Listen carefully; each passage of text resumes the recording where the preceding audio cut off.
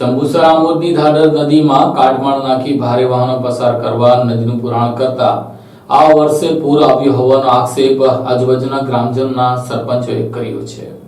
જંબુસર અને આમોદની ધાદર નદીમાં પુરાણ કરાતા પૂર આવ્યું હોવાના આસપાસના ગામના સરપંચોએ આક્ષેપ કર્યા હતા। ઉપરવાસમાં પડેલા વરસાદના કારણે જંબુસર આમોદની ધાદર નદીમાં કાટમાળ નાખી દેવામાં આવતા તેનું પુરાણ થતા તેમાં પૂર આવ્યું હોવાના કારણે અનેક ખેડૂતોની ખેતીમાં નુકસાન થયું હોવાના આક્ષેપ સરપંચોએ હવે પાણી ઉતર્યા બાદ કર્યા છે। હાલમાં જ ભરૂચ જિલ્લામાં આમોદ અને જંબુસર નગર વચ્ચેથી પસાર થતી ધાદર નદીમાં ઉપરવાસમાં થયેલા ભારે વરસાદના કારણે તેની ભયજનક સપાટી વટાવી હતી, જેના કારણે તેના નદી કિનારાના વિસ્તારોમાં પૂરના પાણી ફરી વળ્યા હતા। અમુક ગામના લોકોને તંત્ર દ્વારા સલામત સ્થળે ખસેડવામાં આવ્યા હતા। આ પાણીના ખેતરોમાં પણ ઘૂસી જતા આમોદ અને જંબુસરના ખેડૂતોને ખેતીમાં પણ ભારે નુકસાન વેઠવાનો વારો આવ્યો હતો। આ બાબતે 3 ગામના સરપંચોએ ધાદર નદી કિનારે પહોંચી 7 મહિના પહેલા દહેજની એક કંપનીમાંથી કોયલી વડોદરાથી 196 ટાયર વાળું વાહન પસાર કરવા ધાદર નદીનું પુરાણ કરવામાં આવ્યું હતું। ત્યારબાદ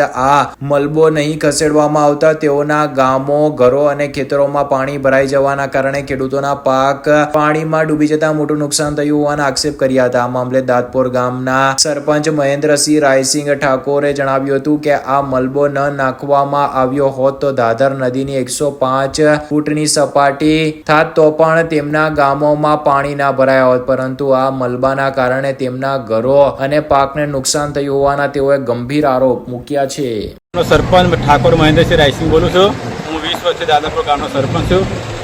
આ જે નદીનું પૂરનું મુખ્ય કારણ આવવાનું કારણ એ છે કે જે દાદર નદી જંબુસર અને આમોદની વચ્ચેથી પસાર થતી હોય ત્યાં બ્રિજ આવેલો, તેની બાજુની અંદર નદીનું પૂરણ કરેલું છે। તેનું મુખ્ય કારણ પૂર આવવાનું કારણ છે નદીને આપ દેખ શકો કે આ રેલવેનો બ્રિજ છે, એની બાજુની અંદર જે મોટા પથ્થરો રેવા સુગરમેથી લાવીને એક ટનના પથ્થરો અંદરથી નાખીને પૂરણ કરેલી છે, જેના કારણે પાછલા ખેડૂતોને તમામ નુકસાન થયેલું છે। બહુ મોટું નુકસાન થયેલું છે।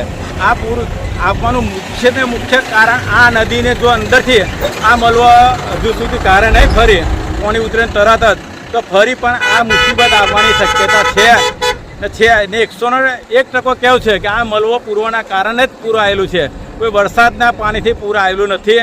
આટલો 108 ઇંચ વરસાદ પડવાથી પાણી નદી અંદર ખમી જ જાય છે અને 102 ફૂટે પાણી મેં અત્યાર સુધી મારો 52 વર્ષ થયેલું છે, 102 ફૂટે કોઈ નદી બહાર પડી નથી।